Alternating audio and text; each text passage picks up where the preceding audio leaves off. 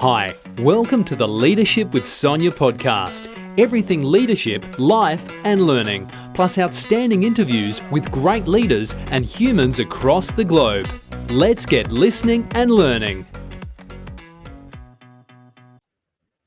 Hello everybody, welcome to Leadership with Sonia today, and I am talking live with two exceptional leaders, Rachel, who is from Inclusi, and Tasha, who's from Inclusi as well. And I must say, I'll get you to say hello. So, Tasha, hi you Sonia, hello? hi everybody. I'm Rachel, the Chief Executive Officer Inclusi. It's so awesome to be here with you today. Very excited about having this chat. Love to talk about anything around leadership, diversity, anything. So I'm here to have a great time. So thanks so much for having us, Sonia. Thank you. What about you, Tasha? Yeah, I'm Tasha. I'm the Strategic Partnerships Manager at Inclusi. And yeah, I've watched many of your LinkedIn Live, Sonia, so I'm very excited that now I'm on this side of it. But yeah, really looking forward to having the conversations today. They are the best.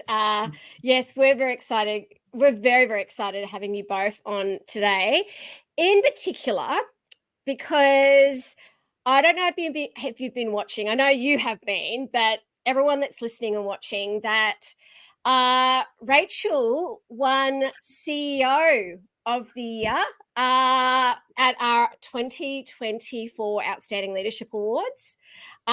So very, very exciting. And you also won Courageous Team of the Year, didn't you?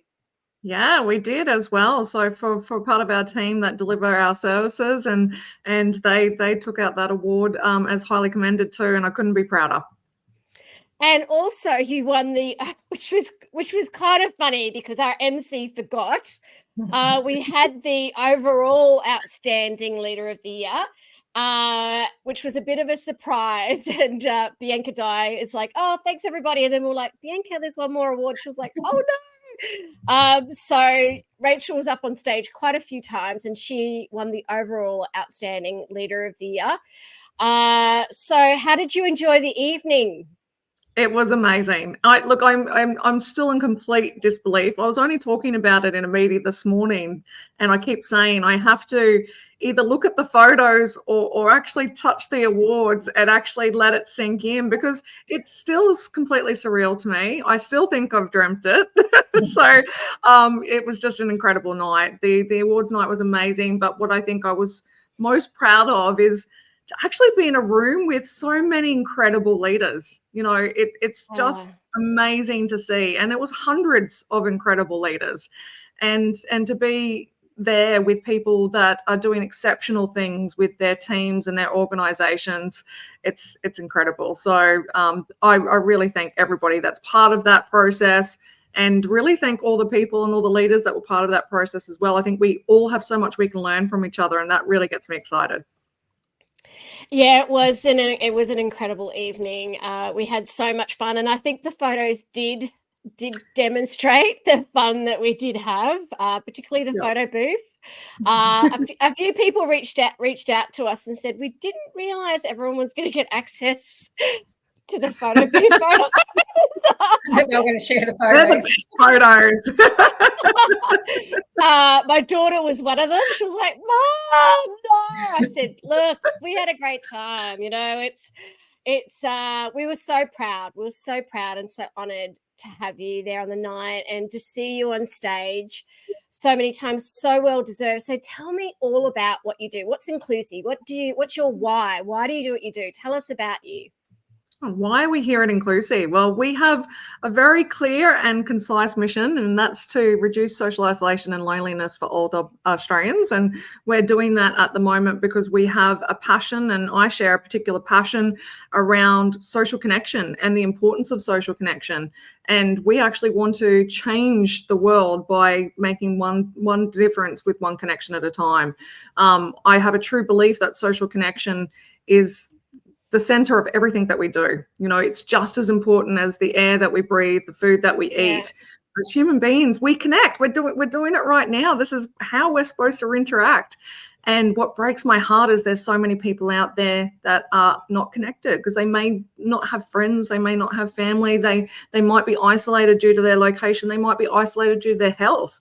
And we have a mission to make sure that we get out to every one of those people and bring them into our community and connect them and feel like they have a belonging, somewhere to be part of, to share those beautiful stories and experiences. And we want to carry those legacies on forever. So we have a huge purpose here, and we're wanting to continue to grow that. So we've just achieved over 100,000 hours of connection this month, and we are wanting to make that 1 million. So we are here to make a difference, and I'm just so excited about it.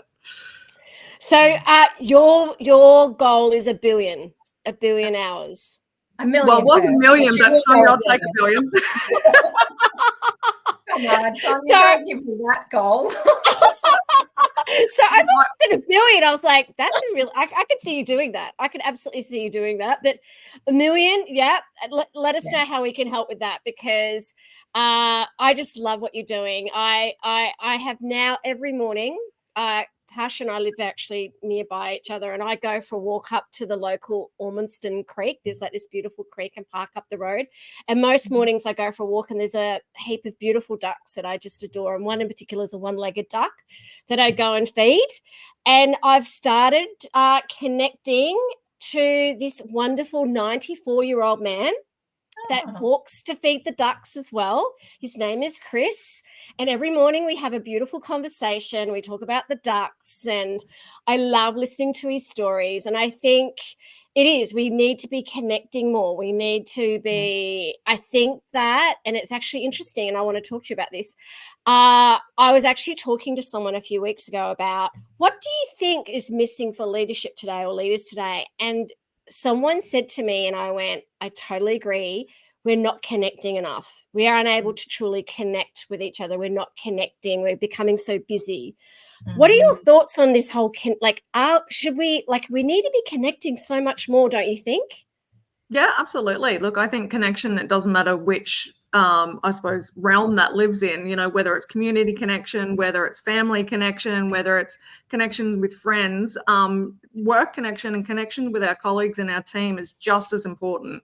And, something that we really do focus on here at Inclusi, because we've got to walk the talk, where we consider ourselves experts and master connectors in this space. So we do a lot to try and connect as a team. And that can be really challenging, because here at Inclusi, our entire team, our entire workforce, including all of our volunteers, we all work remotely. So we've got that extra challenge that we need to stand up to, because I get questioned all the time is, how do you do anything as an organization when you're completely remote? How do you stay connected with your team? And I think we actually do it really, really well here at Inclusi. And it's something that I think, it doesn't matter who you are or what community you're in, connection's got to be a focus. Getting your people to connect and stay connected, you achieve more. You understand each other more, you reach more, you go for more, you try harder more, you do all of those things more if you're connected as one. So absolutely, connection is just as important from a leadership perspective as well. So what are your thoughts, Tasha? Look, I definitely think that we, sadly, I think we've lost that sense of community, and it's why I've worked in community for so long, because we've just become so much more isolated and insular in our little worlds. And so that's what I do love about Inclusi, that we're not any different to your local community centre that you might decide to pop in one day because you want to see what kind of offerings they have. We just happen to do it virtually. So it is just a community centre that offers all sorts of different programs that you can engage in and find other friendships and peer-to-peer connections, but you do it online. And for some people, I think after COVID and everybody was forced to do this type of connection, people started to realize that this is a valid way of connecting. And it is not only that social connection is vital, because when we all got put into lockdown, mental health crises has skyrocketed. And these were people that here in Brisbane, we only had a 2-week lockdown, but, some of the people that we're supporting have gone months without having somebody in their home, and they don't talk to anybody for weeks and weeks on end. So it does really impact your health. And I just think if everybody got a little bit more focused on what can I do to just reach out in my community and maybe talk to my neighbour or something. And now that you've said, Sonia, that you are meeting this gentleman while you go and feed the ducks, I will drop some brochures over to you so you can give it to him. Absolutely. I We'd would love really to love have Somebody you. in our community. So tell me, how did it all begin? Tell me about your story. Okay, so well, Inclusi, not as you see it today, but traditionally in the same sense, we actually started about 51 years ago. Not as Inclusi, we've had 4 business names since then. I promise this is the last one to the team because we've trademarked this one. But Okay, good idea. we started back 51 years ago, actually, with the same purpose. So we were a local organisation that built an activity centre in the outskirts of Brisbane, and with the same purpose of bringing older Australians together to connect. And that was in a physical sense, and connecting around activities that they loved and enjoyed and people wanted to do, such as dancing and cards and craft and things that everybody still does today. And it's taken 51 years, and we've actually returned back to that core purpose. A lot happened in between, but we've come back to our core reason of why we started in the first place. And we do exactly that, is we connect people, and we do it through things that they're passionate about and interests that they have. The only difference is, rather than doing it in a physical location, we do it in this digital front. And what I love about that is it's been able to give us a whole lot of opportunity for innovation, but it also is made it able for us to have a greater reach. So rather than just looking after people in a local community area, which there's nothing wrong with that, I love that there's lots of organizations that do that. But for us, when we're talking about connection and we're talking about connecting millions of hours of connection, we need to have a much greater scope and reach. So we want to connect it into the homes of as many people as we can. And doing it in this format allows us to do that. And it means that you can connect in your pajamas. You don't have to get dressed to go down to the local community centre. Stay in bed in your pajamas and you're still connecting in with people. Exactly. I love that. I love that you can connect in your PJs. There's nothing more comfy than being in your PJs. And I think it's your real self in your PJs. And you're presenting your true self. There's no front. There's no, we haven't got the lipstick on today. There's none of that. We are absolutely our true selves and presenting our true selves through connection in our PJs. I love it. I'm not in my PJs right now, though, I will say. I am from the bottom down, I'll be honest. I'll say I've got my gym pants on, which I seem to look at a lot more than PJs these days. No, I've been in my PJs and not like up here, but I love that, Tasha. I love that you're in your PJs. I was going to say, can you show us? But that's okay. It's all right. I'm flexible enough.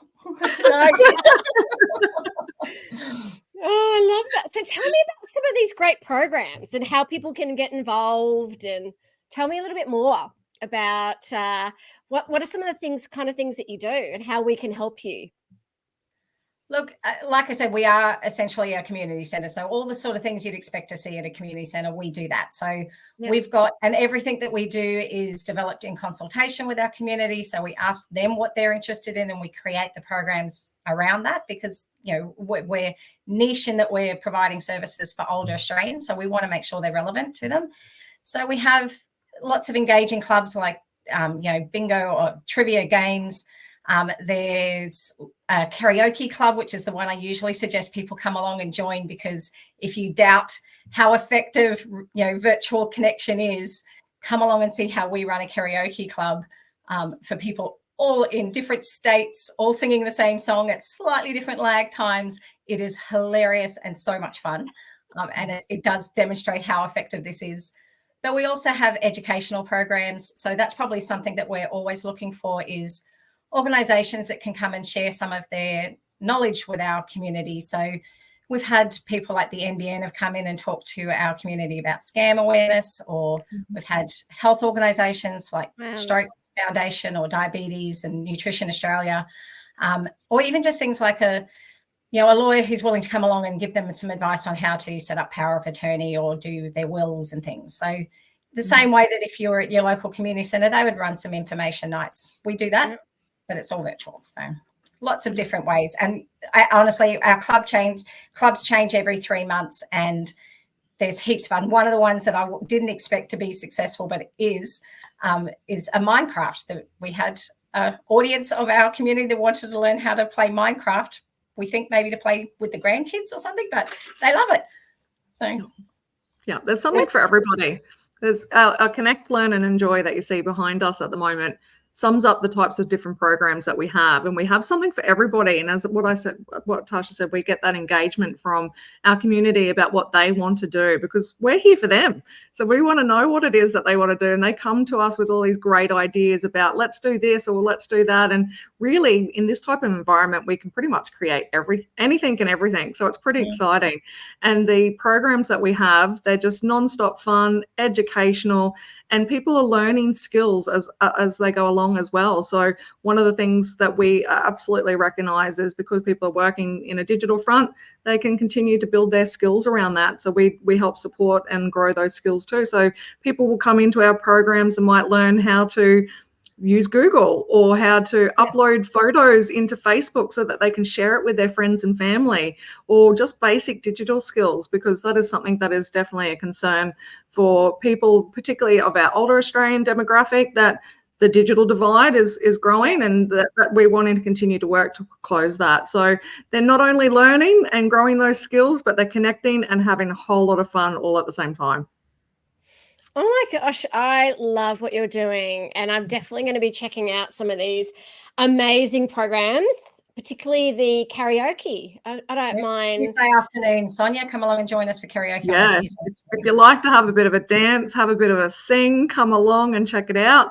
Into Travel is another one that's really popular with our audience as well. So we take them around to different countries every week and explore all the tourist areas or the cuisine, or talk about anything that's going on in that space, and also share stories. So it might be that our participants have physically been there and wanting to share their experiences through those stories as well. So there's really something for everyone, and it's just so much fun. But I love the educational part as well. So there's a lot that we do around the e-safety commissioner, as Tasha mentioned as well.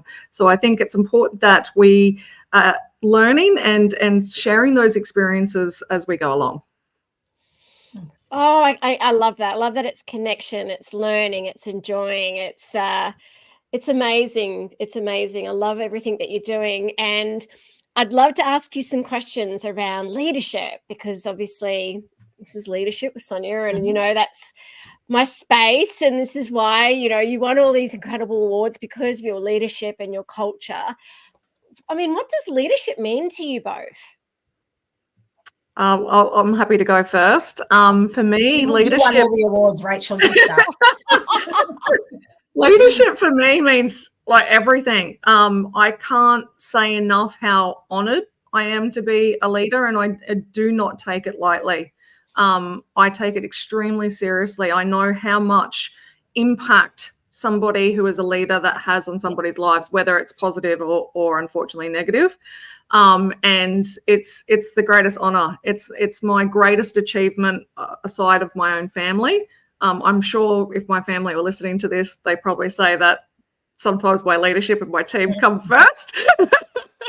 They have at times had to take a back seat, but I'm just so passionate about it, and it's something I have my entire career wanted to do. And I know, Sonia, when I talked to you about after the awards, recognizing, looking, reflecting back on those moments of that incredible night, it wasn't just what has been achieved in the last 12 months. It's not just what has been achieved in that night. It's been 23 years of my entire career and heart and soul, the old blood, sweat and tears. There has been literal blood in some of that background story as well. I did used to work at a hospital, so but okay. But it's that would have been everything for me. Yeah, so it's something that I'm extremely passionate about, and I'm completely honoured to be part of. Thank you so much, Rach. What about you, Tasha? Yeah, look, I think I've only got comfortable with that leadership sort of tag in the recent years, I suppose. I certainly have always felt like I've been a mentor for a lot of people before, and I didn't really put those two things together as mentoring being part of leading. And kudos to Rachel that she probably has helped me define that more as me being a leader now. particularly, I've shared quite openly that I am neurodivergent. I have ADHD and autism. And so for me, that felt like that was maybe something that would impair me from a leadership role. But, I strongly believe now that it's those particular things is what makes me a good leader. I think that the superpowers, which I kind of don't like that phrase, but I've used it anyway, but the superpowers of being neurodivergent, it gives you a different perspective. And I'm very proud of anyone who might see me as a leader. I'm very proud of that idea that, perhaps I've given some sort of influence or some sort of, encouragement to strive for more, because it's not about your title. I think we've got lots of people at Inclusi that may not work in a management area of, the tier of their role, but they're certainly leaders in their own areas. And, I think that's something that we live and breathe very well here, is that everyone can be a leader. It's got nothing to do with what your title happens to be. Yeah, absolutely. And I feel the same. For me, it's never, as I've gone through my career, I've never gone for what has been perceived as the title. I couldn't care about what my driver has always been the people and what I can do to help and support them and watch them grow. It's not about me at all. And I love that term that when you become a leader, you've got to realize it's not about you. It's got nothing to do with you. It's all about them. And when people actually understand that, I think that's when leadership really can flourish. And I absolutely follow a servant leadership style. And it's all about the people and my team. I have a philosophy, and that's very much about how I build the culture here at Inclusi, that if our team are happy, if they feel supported and they feel safe, everything else comes together. You don't have to worry about anything else as an organization, because then people come and they do their best work because they love to be here. And if I can do that, that's what it's all about. I often say, when people say, what do you do as a CEO? And I said, if I was to summarize what I do, it's to get everyone in my team's 2 feet to the side of the bed and love that where they work and be happy to come to work today. And if I can only achieve that, and of course there's so much that needs to happen to achieve that, but if I can achieve that, everything else, my job's done elsewhere. So it's all about making sure the team feel safe, feel supported, and love what they do. Oh, I love that. It's so true that they put their feet on the ground and are excited about coming to work. And I'm a big one around that servant leadership as well, about how do we serve others and help others be more and do more. And I hope you don't mind me going down this path, because Tasha, you're talking about being neurodivergent.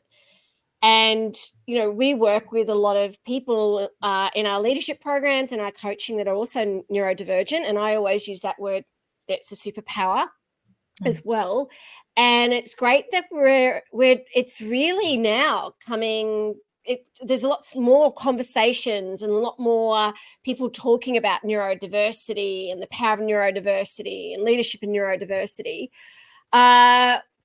Because when I was younger, it wasn't, I didn't even know about it, right? It's but today, why do you think that is? Oh, there's a very clear reason why it is because women weren't included in the scientific studies until in the last sort of 15 years. So they didn't recognize that there was any such thing as ADHD or autism for women, because they'd only ever studied men. And so the concept everyone had was that Bart Simpson represents ADHD. And, as a girl with ADHD, I wasn't that hyperactive, fidgety Bart Simpson sort of person, but inside my brain was incredibly hyperactive. And, I was a dreamer and I didn't apply myself hard enough. And I was, flaky. And those are the things that we didn't recognize. That's how it presents in girls. And so that's why you're seeing such a huge spike in women being diagnosed with ADHD, because they finally decided to include us in the studies. I Isn't didn't that crazy? know that. Isn't that crazy that women weren't even considered for the study? It just blows my mind. We could go on a whole other topic. I think we need to jump on and talk about this further, because I'm actually now very curious about this, because I was reflecting the other day. My daughter has recently been diagnosed with ADHD, and her and I were having a conversation about it, and obviously there was lots of conversations leading up to the diagnosis around it, and I had to fill out this questionnaire about her childhood and different things, and she was asking about me and my childhood, and I was trying to reflect the other day, and I remember I was in grade 3, and I remembered during my childhood, I used to get a lot of feedback around I got bored really easy. And I remember being at school with a piece of paper, and I was just like this with a pencil going round and round and round and round with a pencil. And the teacher hit me in front of the class. And she came up and she slapped me. And she said, "You've got to, this is ridiculous, Sonia. You're never paying attention and all this." And I thought to myself, oh, why am I doing this? Like, why am I constantly, does that make sense? Like, and I said to my daughter, I wonder if I don't know, like I was always not it's the genetic. Yeah. Hence, even today, I'm like, sorry? Well, part of why you're seeing so many middle-aged women particularly, but middle-aged people now getting diagnosed is because we've gotten a lot better at recognizing it in children. So, you've got a school-age child, you take them along and they get diagnosed with ADHD or autism. And the first thing the doctor's probably going to do is look at you now and say, well, it's genetic, so do you want to do the tests as well? And a lot of people are doing exactly what you've done. They've gone, when they got the list of all the symptoms for the kids, they went, well, that was me as a child, and I thought that was perfectly normal. But and then look, it is normal. It is, yeah. The term neurodivergent is only because it diverges from what society considers normal. And if we all start to embrace that there's a wider scope of what's normal, we wouldn't be divergent anymore. We would just be our all individual selves. But society at the moment isn't very well set up for neurodivergent people. So that's why, some people will consider it a disability because our society isn't very supportive of it yet, but we're getting better. I think we definitely are. And when I went like that, I meant it as in like, my team are constantly saying to me, Sonia, like, you're always going, this, can we do this? Can we do that? Can we do this? What about this? And they're like, Sonia, you never focus. I'm like, yeah, but I'm an entrepreneur. As an entrepreneur, like, aren't we supposed to be chasing butterflies all the time? But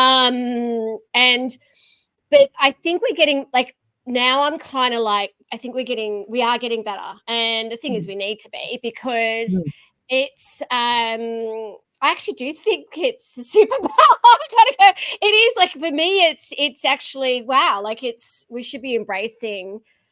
Personally, I think we should be embracing everybody, but it's a superpower if you've got all the right support systems around you. And I think the only why I have flourished in this role is because Inclusi has been incredibly supportive, and we're building a whole framework around our neurodiversity inclusion processes, and the fact that this organization is so willing to accommodate individual requests, whether you're neurodivergent or not, any individual requests, that's what's given me the opportunity to flourish in this role. Because traditionally I haven't stayed in any roles more than probably 12 months, and I'm hitting 2.5 years here, and promise you I'm not going anywhere because I really love this job. And that's credit to I'm told that often too. I stay because one of the things I reflect on this with Rachel yesterday, that I didn't even know that I had ADHD at the time, but in the interview I had with Rachel, I was starting to suspect it. But I went into every interview I've ever had worried that about the time the person was going to ask me why I have so much diversity in my resume, because I've worked in every industry, like every possible industry you can imagine, and I've chopped and changed jobs every 12 months, and somebody would inevitably say, why would I hire you? You don't ever stay anywhere. And that's always a hard question to answer in an interview and to spin it in a positive light. So I was ready for that. But Rachel didn't ask me that. Rachel looked at my resume and first of all complimented me on saying, wow, you've had such a wide range of experiences. You must have learned a lot of things in those different jobs. And I was like, wow, yes, I have. Somebody finally acknowledged that. But then the key comment to me was, rather than saying, why would I hire you? You've done all these things. She said to me, so what can I do to keep you engaged and interested in this job? And it's the first, like, I'm actually getting a bit emotional saying it, because it was the first time somebody went, it's not your fault. Like, she didn't say that, but I could tell that was her going, the other jobs didn't keep you interested, and that was their problem. But I promise I'll keep you interested. And she has. So, but it's such a simple tweak to your language, but it made me feel accommodated and welcomed, and I felt like I belonged. So and that's where I think we're getting diversity. We need to work on that diversity piece and look at it that there's so much richness, there's experience. It's absolutely beautiful. It's something that we should be grabbing hold of with two hands and encouraging more people to be part of that discussion and bringing more diversity to the table, because my goodness, what can we achieve with so many different thoughts and processes and strengths, and everybody just being different? We're just going to achieve so much more. It's a beautiful thing, and we need to be having the right conversations around it. And then further than that, we need to be supporting people with it. So, it's something that I absolutely love. And I'm so proud of Inclusi having such a diverse team. We have an amazing diverse team.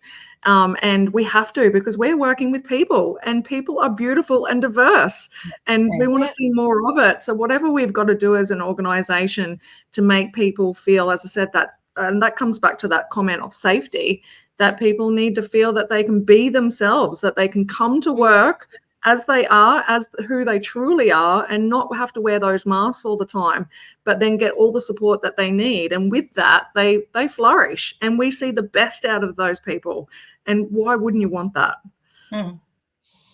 That's so true. That's so true. So it sounds like you're making a real difference to so many people out there. I would love to know, who's made a difference in your life? Like, is this a particular person or lead, like someone that has said something or done something that's really changed or had a fundamental effect on you?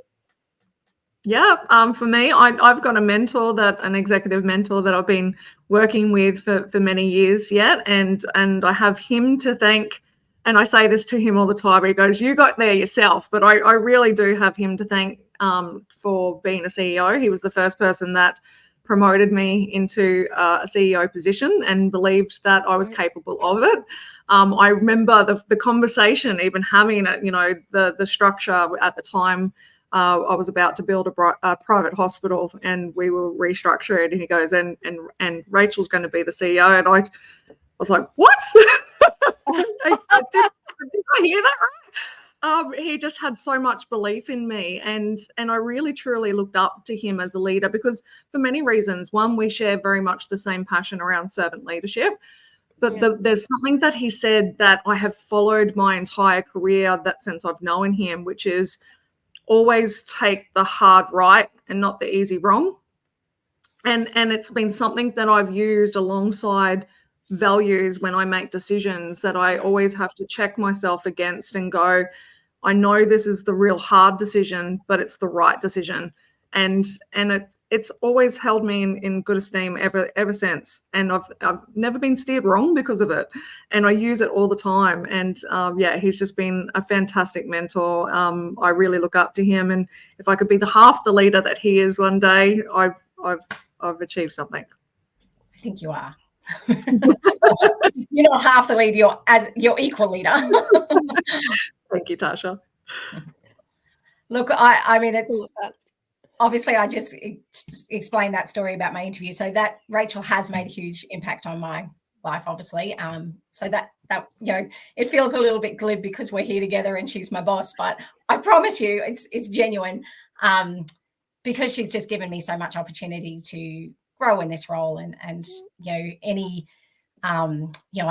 watched that TV show, Old People's Homes for Teenagers, and got really obsessed with the idea of intergenerational programs. And she, even though it had nothing to do with my job, she was like, sure, go ahead, do it. And I built this program that we have at Inclusi for connecting older people with school-age kids. And, it wasn't in my job description at all, but she knew that if she let me go and do that little passion project, I'd still do all my other jobs, but I loved being here so much that helped me. And then when I talked about the neurodivergent thing, and I said we wanted to run a program in the organization. We have a neurodivergent peer support group that I host once a month. And, she's been encouraging of me to go and do all these different courses and learn about it so that I could help facilitate, because we have a unusually large percentage of neurodivergent staff at Inclusi, and I think it's because we are a safe space and they gravitate towards us.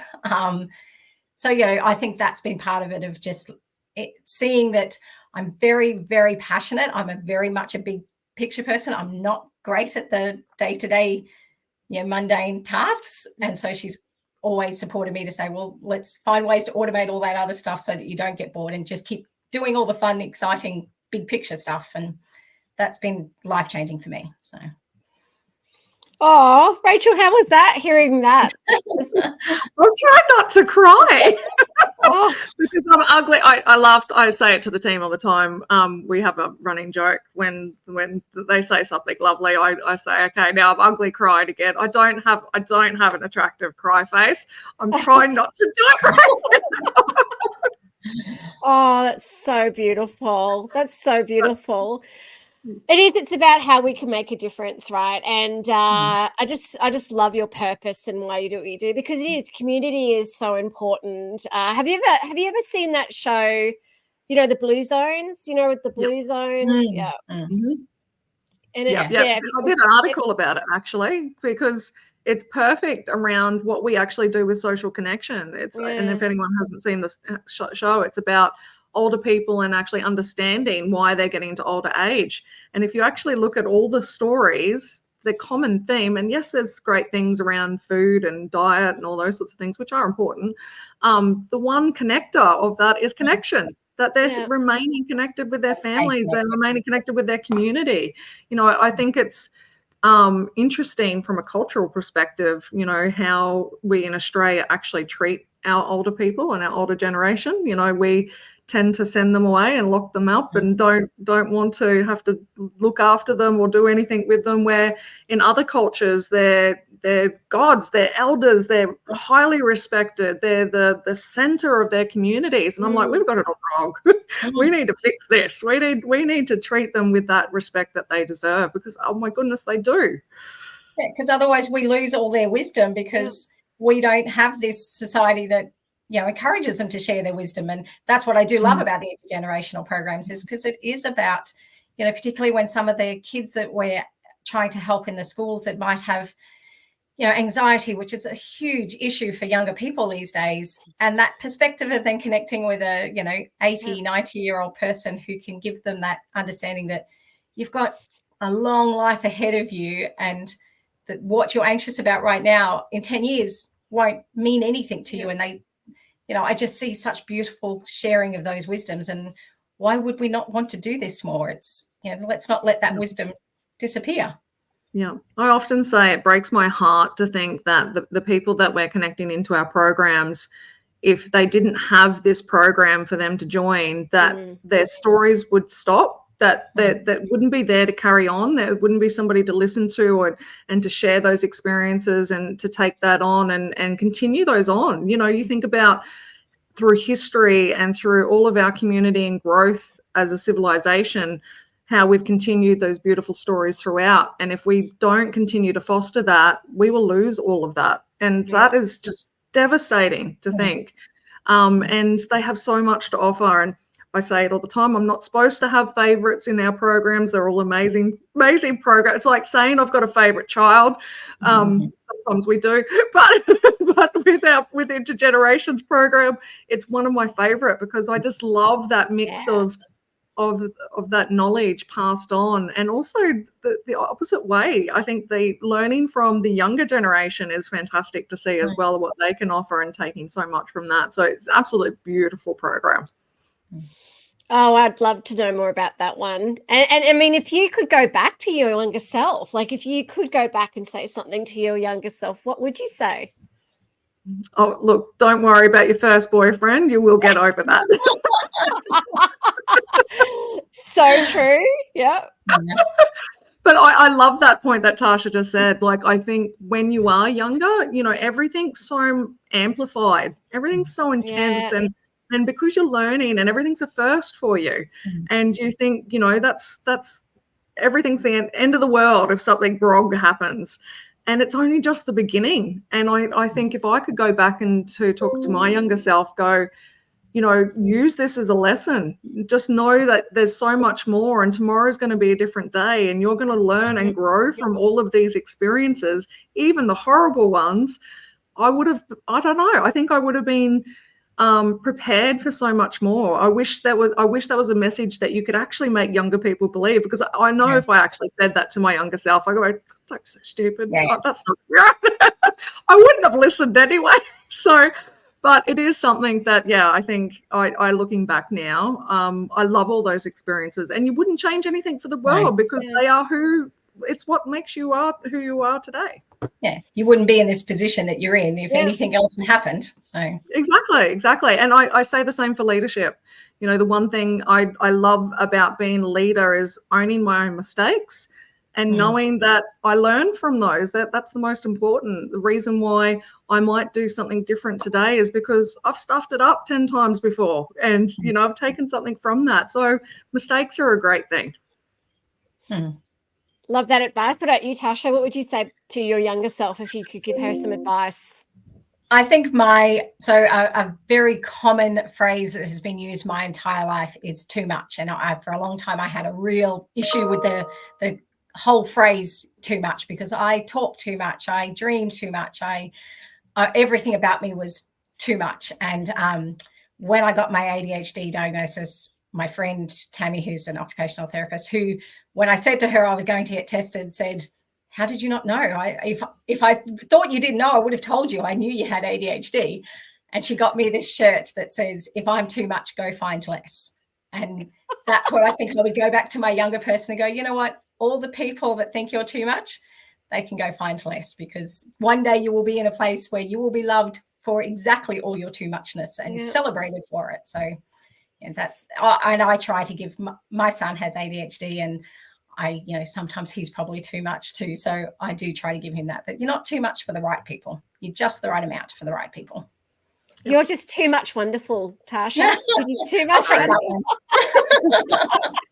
She found a home here where I absolutely love her too much and want more of it. Yep. So is that possible? I don't know. So there you go, Tasha.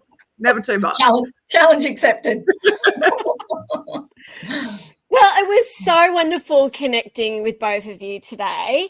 And I would love to know if anyone would love to support, help, get involved, how can they do that? How can they reach out to you? I did put your website. Everyone can get the details around Inclusi, and also I'll put it in the comments as well. There is a comment here. I love. So that's Sarah is lovely. Sarah also does the intergenerational programs with Sarah. Thank you, Sarah. So I'm going to put in the comments how people can get in touch with you. Thank you, Sarah. I love that one. Thank you. Look, I'm going to do a shameless plug. We are a charity here at Inclusi. It is coming up to the 30th of June. If you haven't made any donations to worthwhile organisations, please consider Inclusi. It goes to a worthwhile cause, making sure that we're connecting people, and it is tax deductible. So that's a win-win in my view. And in terms of anyone who might be have a business or anything, they can certainly, through the website, you can get in touch with me, because we're always looking for anybody, like I said, who might want to come and share their wisdom with our community, might want to volunteer with us. Even little things like we do a lot of virtual field trips that, if you're going off on some amazing trip, or even just a day trip, you're going to a museum, you might be willing to take your phone along and live stream into our community, so the people that can't get out of their homes for whatever reason can go to the museum with you, and you can virtually take them around. We've opened to so many different ways of supporting us, so there's something for everyone. Absolutely. And everybody feels connected. That's what's so beautiful. Everybody gets something out of this beautiful program, regardless of how you're a part of it. I love that. Well, you are definitely both incredibly wonderful, and it was such an honor connecting and talking with you both today about everything you do at Inclusi, your leadership, advice, guidance, and also the difference you're making to the world. It's just wonderful to have you in our tribe and to see your success and growth. And if there's anything we can do to help you as well, please ask us, because we're all about, servant leadership and kindness. And make sure, if you want to get involved in the podcast or leadership with Sonia, or even as part of the new leadership collective, which is all about community and wisdom as well, because we're a great believer that it is about community, and the more we can get, and that's why the awards came to fruition, because we wanted greater role models, we wanted people to connect, we wanted people to learn from each other, and you just have that in spades. So thank you both so much for being on Leadership with Sonia today, and I cannot wait to see you just keep getting to that billion. We're going to get you, bring it on. We're going to get you to the billion. And if you want to support Inclusi, make sure you reach out to the team there, because they are amazing. So thank you so much for being on today. Thank you so much for having us, Sonia. We loved it. Thank you. Yeah, thank you. Really appreciate what you're doing to support us. Thank you so much. Oh, anytime. All right, everybody, stay kind and stay courageous. Thank you. Thank you. Bye. Bye. Thanks so much for listening to the podcast Leadership with Sonia. Find out more about Sonia, her work, and more podcasts at soniamcdonald.com.au and reach out to her and her fabulous team to learn more.